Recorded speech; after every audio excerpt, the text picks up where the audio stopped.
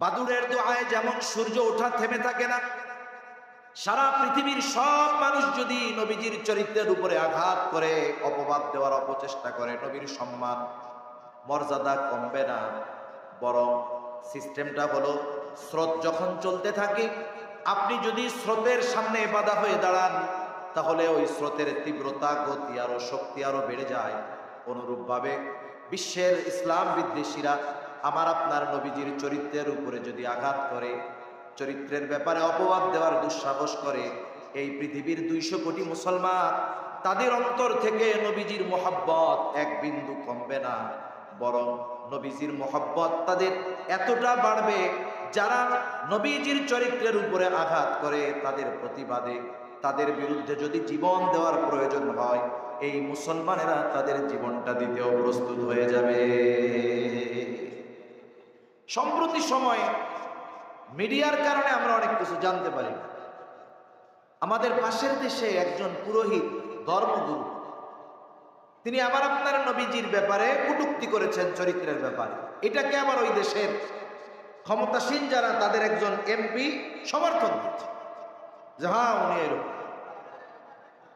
সারা পৃথিবীতে মুসলমানেরা যেই সমস্ত জায়গায় নির্যাতিত সবচাইতে বেশি, যদি পৃথিবীর 4টা স্থানকে বাছাই করেন, তাহলে এর মধ্যে অন্যতম স্থান হলো পাশের দেশ, যেখানে প্রতিনিয়ত মুসলমানদেরকে বিনা কারণে, তুচ্ছ কারণে নির্মমভাবে শহীদ করে ফেলা হয়। ঠিক কিনা বলি? সেকেন্ড ইসরায়েল বললে ভুল হবে না।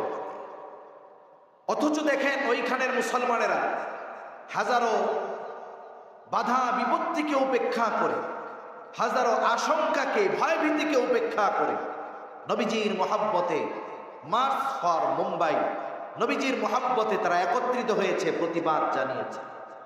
এটা গোটা পৃথিবীর মুসলমানদের হৃদয়ের স্পন্দন। নিজের শরীরে আঘাত করুক, সহ্য করবে, কিন্তু নবীজির সাথে বেয়াদবি কোন মুসলমান সহ্য করতে পারে না। ঠিক কিনা? সাহাবায়ে কেরাম এই উত্তম উপমা, নিদর্শন আমাদের জন্য রেখে গিয়েছেন। কেমন মোহাব্বত তাদের ছিল, দুই একটা হাদিস থেকে শুনে। রাসূলুল্লাহ সাল্লাল্লাহু আলাইহি ওয়াসাল্লামের একজন আযাদকৃত গোলাম ছিলেন, তার নাম হলো সাওবান রাদিয়াল্লাহু তাআলা আনহু। নবীজি মদিনায়, নবীজির কাছে একজন ইহুদি আলেম আসলো। ইহুদি আলেম এসে নবীজিকে সালাম দেয়, আসসালামু আলাইকা ইয়া মুহাম্মদ। বলতেছে, হে মুহাম্মদ, আপনার উপরে শান্তি বর্ষিত হোক। আমরা যখন পৃথিবীর বিভিন্ন প্রান্ত থেকে নবীজির উদ্দেশ্যে দুরূদ পাঠ করি, নবীজিকে সালাম দেই, আমাদের এই দুরূদ পৃথিবীব্যাপী একদল ফেরেশতা আল্লাহ তাআলা নিযুক্ত করে রেখেছেন। তাদের কাজ হলো কোথায় কে দুরূদ পাঠ করে সেই দুরূদের খবর সালাম নবীর কাছে পৌঁছে দেওয়া। ওই ফেরেশতারা খুঁজে খুঁজে যারা দুরূদ পাঠ করে তাদের দুরূদ সালাম নিয়ে নবীজির কাছে পৌঁছে দেয়। শুধু তাই না, তার নাম বলে, তার বাবার নামটাও বলে দেয়। নবীজি সালামের জবাব দেন।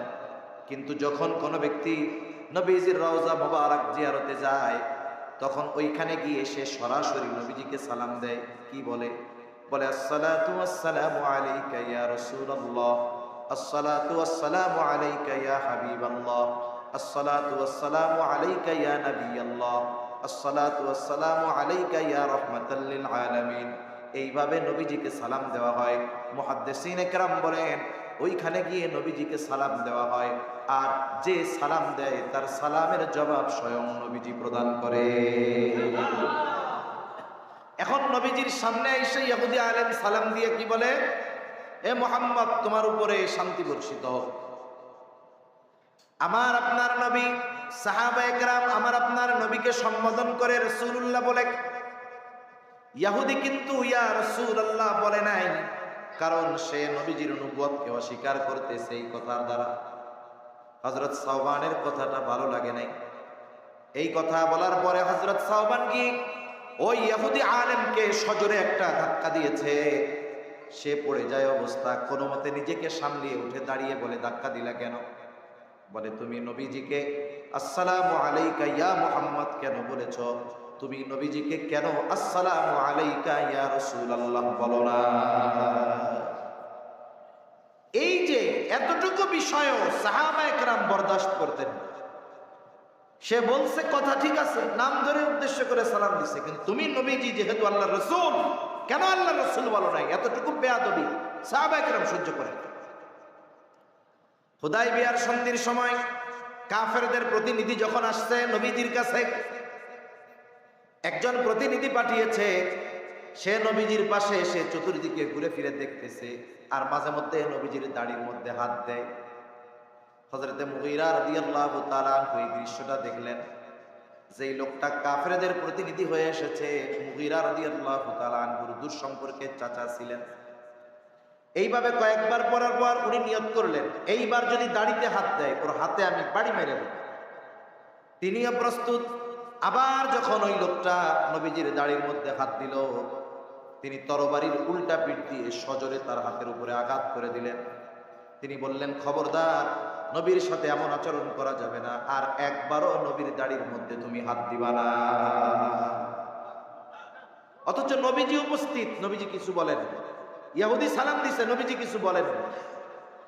ও আয়েশা দাড়িতে হাত দিয়ে আচরণ করতেছে, এই সময় নবীজি কিছু বলেন নাই, কিন্তু সাহাবায়ে কেরাম এটা বরদাস্ত করে। হযরতে খুবাইব রাদিয়াল্লাহু তাআলা আন তাকে বেঁধে ফেলেছে কাফেররা, বন্দী করে নিয়ে গেছে। খুঁটির সাথে শক্তপোক্ত করে বাঁধা হয়েছে।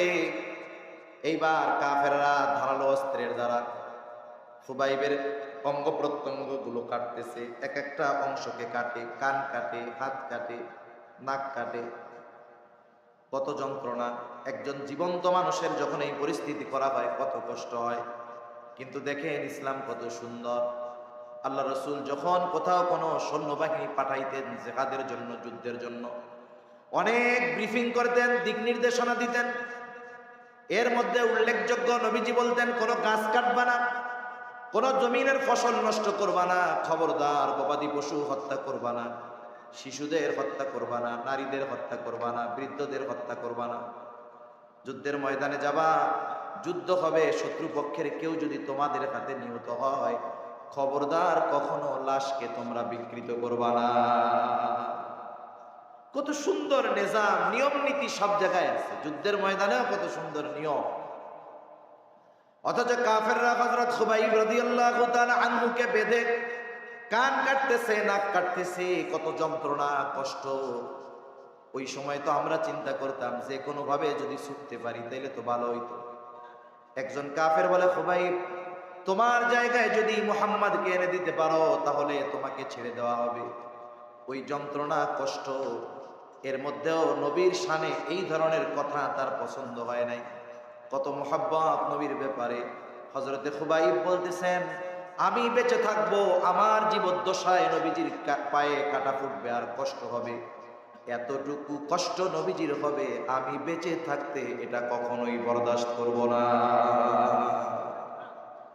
কাটা ফুটবে আর আমি বেঁচে থাকবো, নবীজির কষ্ট হবে, এটা আমি কখনোই সহ্য করব।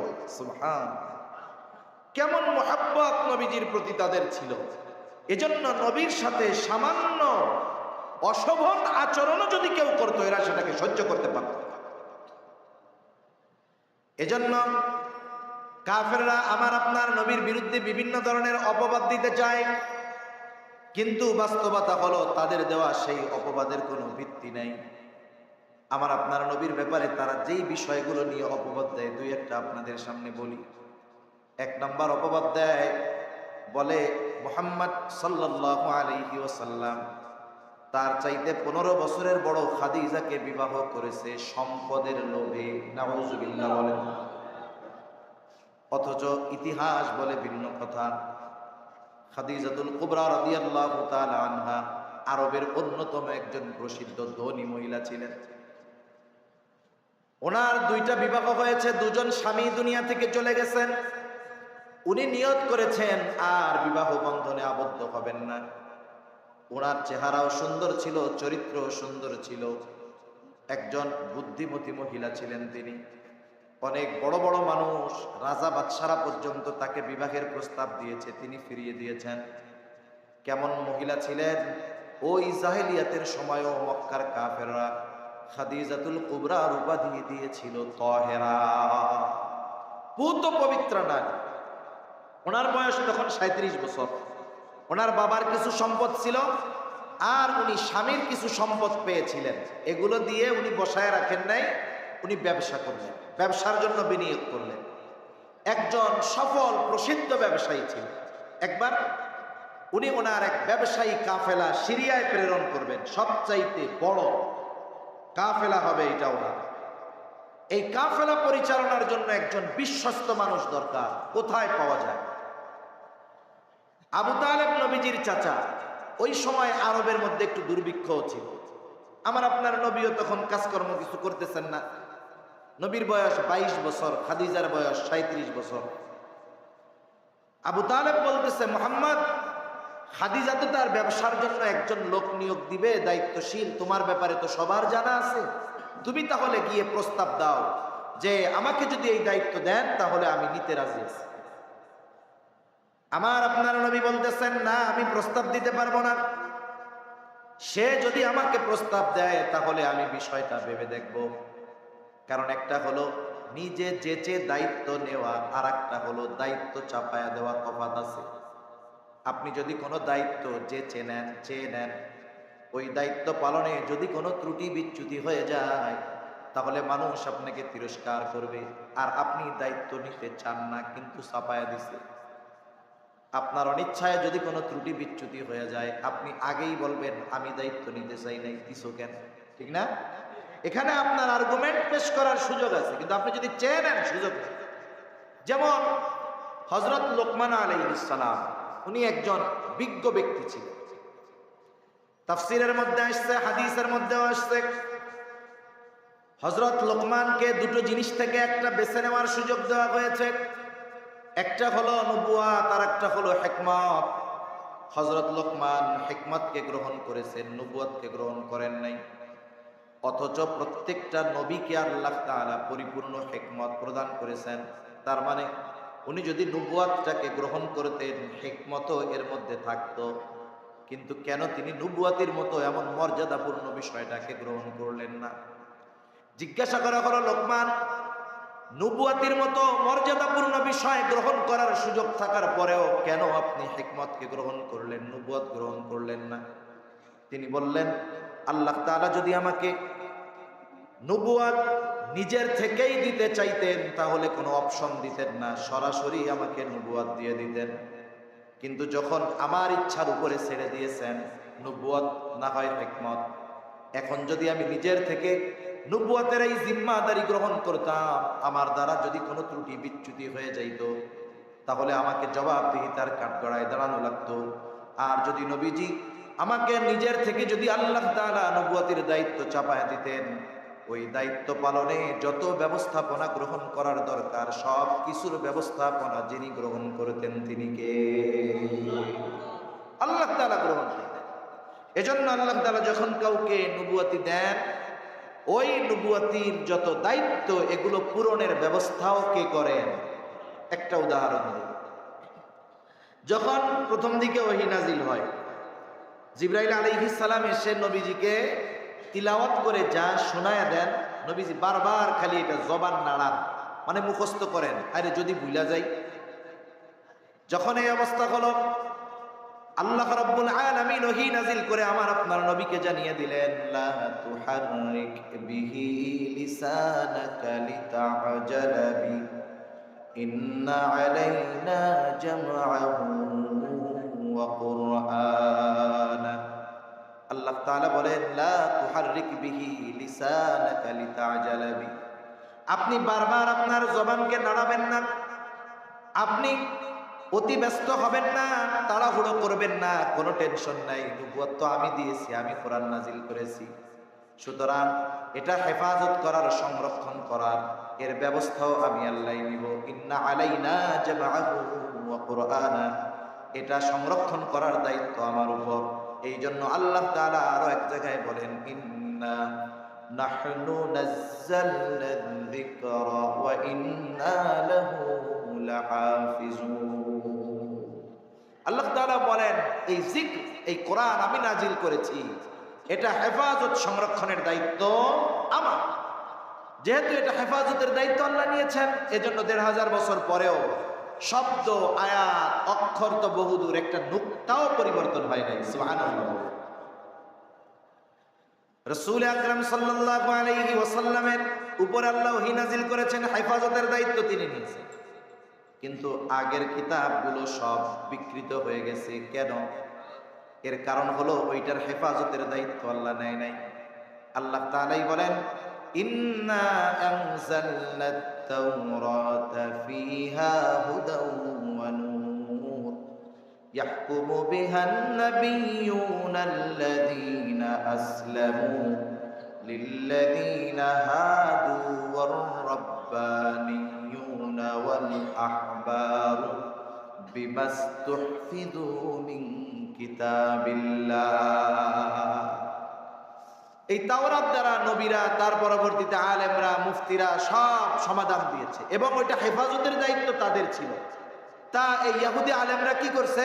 হেফাজতের দায়িত্ব যেহেতু আল্লাহ ওদের দিছে, ওদের মন মতো এর মধ্যে সংযোজন, বিয়োজন, পরিবর্ধন করতে করতে করতে করতে আজকে গোটা পৃথিবীর কোথাও তাওরাতের বিশুদ্ধ একটা কপি খুঁজে পাওয়া যায়।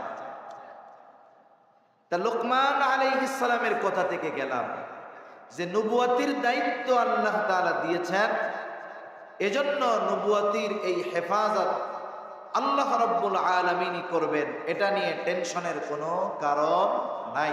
কোন কথা থেকে গেছি? নবীজির সিরাতের একটা অংশ থেকে গেছি যে রাসূল আকরাম সাল্লাল্লাহু আলাইহি ওয়াসাল্লাম, কোন কথা বলতেছিলাম মনে আছে নি আপনাদের?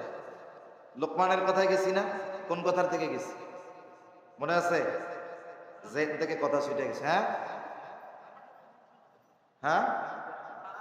হ্যাঁ, খাদিজা রাদিয়াল্লাহু তাআলা আনহার ওই কথা থেকে, যে নিযুক্ত করা হয়েছে, একটা হলো দায়িত্ব নিজের থেকে নেওয়া আর একটা হলো দায়িত্ব দেওয়া, এই কথা থেকে গিয়েছে। যাক মাশাআল্লাহ, মনে রাখছেন কয়েকজন। একটা হলো দায়িত্ব নিজের থেকে নেওয়া, দেওয়া। নবীজি বলতেছেন আমি গিয়ে বলতে পারবো না দায়িত্ব দেন, উনি যদি প্রস্তাব দেয় ভেবে দেখ। আবু তালেব চিন্তা করলো, খাদিজার মতো এমন একজন মিলিয়নার বিলিয়নার ব্যবসায়ী প্রস্তাব দিবে নাকি? দিবে তো না। এর আগে আমি গিয়ে লবিং করি। কি করি? লবিং করি। লবিং কি? উনি গিয়ে খাদিজারে বলতেছে যে শোনেন, আপনি তো একজন প্রতিনিধি নিয়োগ দিবেন, আমার ভাতিজারে তো ছিলেন মোহাম্মদ, হ্যাঁ, তারা আপনি নিয়োগ দিতে পারেন, তবে একটা বিষয়। কি বিষয়? বলতেছে সে আপনি যদি নিজে তাকে প্রস্তাব দেন তাহলে সে রাজি হতে পারে। খাদিজা জবাবে কি বলতেছে জানেন? বলে, আবু তালেব শুনে নেন, মুহাম্মদ ব্যতীত অন্য কেউ যদি হতো কশ্চিনকালেও আমি তাকে প্রস্তাব দিতাম না, আর মুহাম্মদ এই জন্য আমি তাকে নিজের থেকে প্রস্তাব দিব। খাদিজা আমার আপনার নবীকে প্রস্তাব দিলেন যে আপনি এই কাফেলার দায়িত্বটা গ্রহণ করেন। এবার যখন প্রস্তাব দেওয়া হলো, নবীজি দায়িত্ব গ্রহণ করলেন, কাফেলা রওনা হয়ে যাবে। এই কাফেলার সাথে খাদিজা, তার একজন গোলাম ছিল, নাম হলো মায়সারা। মায়সারাকে খাদিজা বলতেন এটা আমার চোখ, এতটা বিশ্বস্ত ছিল মায়সারা। তার মানে মায়সারার দেখাই খাদিজার দেখা, এতটা বিশ্বস্ত ছিল। মায়সারাকে পুরা দলের তদারকির দায়িত্ব দেওয়া হলো, সকল প্রয়োজন মেটানোর ব্যবস্থা করার জন্য দেওয়া হলো, খাদেম হিসাবে দেওয়া হলো। নবীজির সাথে সফরে রওনা হয়ে গেল মায়সারা। নবীজি ব্যবসার কিছু সামান নিয়ে, পণ্য নিয়ে চলে গেলেন সিরিয়ায়। সেইখানে গিয়ে এগুলো দ্বিগুণ দামে তিনি বিক্রয় করলেন। আবার সিরিয়া থেকে মক্কার মানুষের যেই জিনিসগুলোর চাহিদা বেশি, ওই ধরনের জিনিসগুলো কিনে আনলেন, মক্কার বাজারে বিক্রয় করলেন, দ্বিগুণ লাভ। খাদিজা অনেক খুশি হয়ে গেল, নবীজিকেও অনেক দেওয়া হলো। এইবার পুরা সফরের কারগুজারি বিস্তারিত ঘটনা খাদিজা মায়সারার কাছে জানতে চায়। এমনিই তো খুশি যে এতকাল লোক পাঠাইছি, ব্যবসায় লাভ হয়, মুহাম্মদকে পাঠাইলাম, ব্যবসায় দ্বিগুণ লাভ। পুরা সফরের কারগুজারি শুনতে চায়। সব ঘটনা মায়সারা বর্ণনা করলো। এর মধ্যে কয়েকটা গুরুত্বপূর্ণ ঘটনা। এক নাম্বার, মায়সারা বলে আমরা প্রখর রোদের মধ্যে পথ চলতাম, আকাশের কোথাও কোনো মেঘ নাই, আমরা দেখতে পাইতাম মুহাম্মদ সহ আমরা যেই জায়গাতে চলতেছি একখণ্ড মেঘ মুহাম্মদকে কেমন যেন সব সময় ছায়া প্রদান করত। তাফসীরের মধ্যে আসছে দুইজন ফেরেশতা তাদের ডানা দিয়ে নবীজিকে ছায়া প্রদান করত। আবার বলতেছে একদিন মুহাম্মদ ঘুমিয়ে আছে গাছের ছায়ায়, স্বাভাবিক সূর্য সরার সাথে সাথে গাছের ছায়াও সরে যায়, কিন্তু সূর্য সরে যায়, গাছের ছায়া সরে না। সূর্যের সাথে সাথে গাছ ও বাঁকা হয়ে সরে গিয়ে নবীজির গায়ে ছায়া প্রদান করতে থাকে। আর এক জায়গায় ওরকম মাইসারার সাথে একজন পাদ্রী দেখা হয়েছে। পাদ্রী মাইসারাকে জিজ্ঞাসা করে, এই যুবকের বাড়ি কোথায়? বলে মক্কায়। বংশ কি? বলে কুরাইশ বংশ। বলে এই যুবক ভবিষ্যতে নবী হবে। আমার আপনার নবীর ব্যাপারে যখন খাদিজার কাছে এই কথাগুলো মাইসারা বলেছে, এমনিতেই তো নবীজির আখলাকে খাদিজা মুগ্ধ। এইবার খাদিজা আমার আপনার নবীর ব্যাপারে আরো দুর্বল হয়ে গেছে। বান্ধবীদের মজলিসে শুধু মুহাম্মাদের প্রশংসা করে। বলেন তো, বান্ধবীদের মজলিসে কোনো বান্ধবী যদি অন্যান্য বান্ধবীদের কাছে কোনো ছেলের প্রশংসা করে, কি বলবে? বুঝছি, কামসারা, প্রস্তাব দিয়ে দেয় নাকি? খাদিজা রাদিয়াল্লাহু তাআলা আনহা বিবাহ করবেন না নিয়ত করছেন। আর একটা বিষয় হলো, ওই সময়ের সমাজে বিধবা বিবাহ করা বা কারো একাধিক বিবাহ থাকা, তাকে কেউ বিবাহ করতে দ্বিধাদ্বন্দ্বের মধ্যে ভুগত না। ওই সমাজে এটা স্বাভাবিক ছিল যে একজন নারীর বিবাহ হয়েছে, স্বামী মারা গেছে, সন্তান আছে, আর একটা যুবক তাকে বিবাহ করবে, এটা খারাপ দৃষ্টিতে দেখা হতো না। বয়সে বড় হলেও খারাপ দৃষ্টিতে দেখা হইতো না। কিন্তু আমাদের সমাজ এটা আরো জাহেলিয়াতের সমাজ। আপনি যদি আপনার বয়সের চাইতে বড় কাউরে বিবাহ করেন, আপনারে বলবে দাদি দইরা নিয়ে আসছো তুমি। বুঝেন নাই? কি বলবে? দাদি দইরা নিয়ে আইছ। আর যদি কোনো বিধবা একটা সন্তান আছে, তারে যদি কেউ বিবাহ করে, বলবে যা বিয়া করছো পোলাপান ফিল। এগুলো খারাপ রুসম, এগুলো খারাপ চিন্তাধারা, নিম্ন চিন্তাধারা, নিম্ন মন মানসিকতার পরিচয়। ঠিক কিনা বলেন? খাদিজাকে এক বান্ধবী বলতেছে, খাদিজা তাইলে মুহাম্মাদকে বিবাহের প্রস্তাব দাও। খাদিজা বলে, মুহাম্মদ 25 বছরের একজন যুবক, গোটা মক্কাবাসী তার প্রশংসায় পঞ্চম। আমি যদি বিবাহের প্রস্তাব দেই, সে যদি আমার প্রস্তাব ফিরিয়ে দেয়, আমি লজ্জা পেয়ে যাব। বান্ধবী বলে, তাইলে আমি তোমার পক্ষ থেকে প্রস্তাব দিয়ে দেই। খাদিজা বলে, প্রস্তাব দিবা, কিন্তু আমি যে তোমাকে অনুমতি দিয়েছি এটা যেন গোপন থাকে। তুমি তোমার পক্ষ থেকে বলবা। এইবার ওই মেয়েটা আমার আপনার নবীকে গিয়ে বলে, ও মুহাম্মদ, বয়স তো অনেক হয়ে গেল, বিবাহ শাদী কি তুমি করবা না? নবীজি বলেন, আমার তো টাকা পয়সা নাই, কেমনে করব?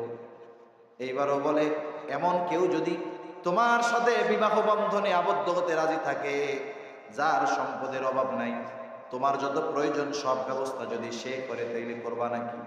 নবীজি বলেন, আমার চাচার কাছে গিয়ে বলো, আমার অভিভাবক চাচা। এইবার আবু তালেবের কাছে গিয়ে বলা হলো। সর্বশেষ কথা, বিবাহ সম্পাদিত হলো আবু তালেবের খুতবায়। খাদিজার সাথে আমার আপনার নবীজির বিবাহ সম্পাদিত হলো। আমার আপনার নবীর সাথে খাদিজার সম্পর্ক এতদিন ছিল একরকম, আজকে আর এক রকম। ওই রজনীতে খাদিজা আমার আপনার নবীকে বলতেছে, মুহাম্মদ, এতকাল সম্পর্ক ছিল একরকম, আজকে আর এক রকম। আজকে থেকে আমি হলাম আপনার অধীনস্থ, আমি তো আপনার।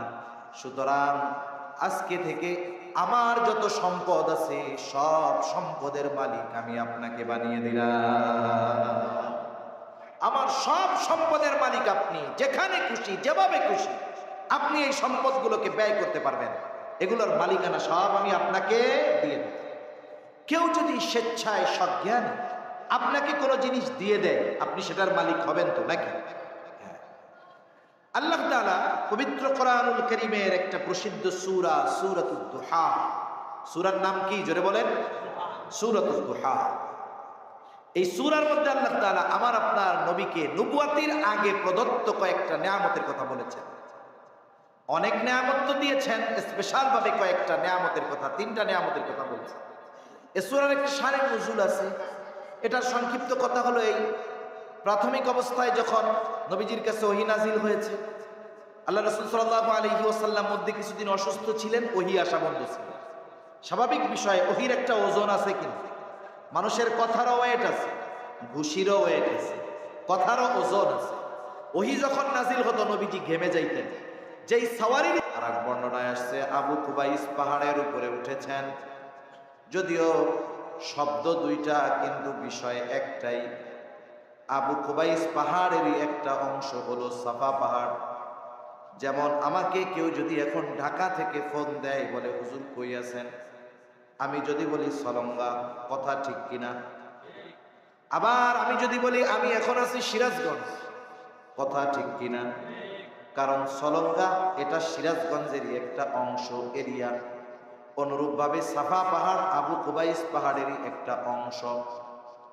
এই আবু কুবাইস পাহাড়ের একটা বৈশিষ্ট্য ছিল এইরকম, যদি কোনো ব্যক্তি জুলুমের শিকার হতো, হোক সে আরবি, হোক সে অনারবি, হোক সে ধনী, হোক সে গরিব, হোক সে আরবের মানুষের পরিচিত, হোক সে অপরিচিত, কেউ যদি ওই পাহাড়ের উপরে উঠে মক্কাবাসীর কাছে সাহায্য প্রার্থনা করত, কে ডাকতেছে এই দিকে মক্কাবাসী খেয়াল করত না, ওই পাহাড়ের উপরে উঠে যিনি মানুষদেরকে আহ্বান করতেন, মক্কাবাসী ওই মানুষকে সাহায্য করার জন্য ছুটে আসতো। যেই ডাকতো তার ডাকে মক্কাবাসী সাড়া দিত। আজকে ওই পাহাড়ের উপরে উঠেছে আল আমিন, সবাইকে ডাকতেছে, আল আমিন ডাকতেছে। এই জন্য মক্কার বুড়া বুড়া সব মানুষ একত্রে চলে আসছে, জমা হয়েছে পাহাড়ের পাদদেশে। বলতেছে, মোহাম্মদ কেন তুমি আমাদেরকে ডেকেছ? এবার আমার আপনার নবী বলেন, আমি যদি তোমাদেরকে এই খবর দেই, এই সংবাদ দেই যে এই পাহাড়ের পেছন দিকে পাদদেশে, পেছনে পাদদেশে একদল অশ্বারোহী সৈন্য আক্রমণ করার জন্য অপেক্ষমান, তোমাদের উপরে আক্রমণ করার জন্য অপেক্ষা করতেছে, অবস্থান করতেছে। আকুনতুম মুসাদ্দিকিয়া, তোমরা কি আমার এই কথার সত্যায়ন করবা নাকি? আমার এই কথা তোমরা বিশ্বাস করবা নাকি? নবীজি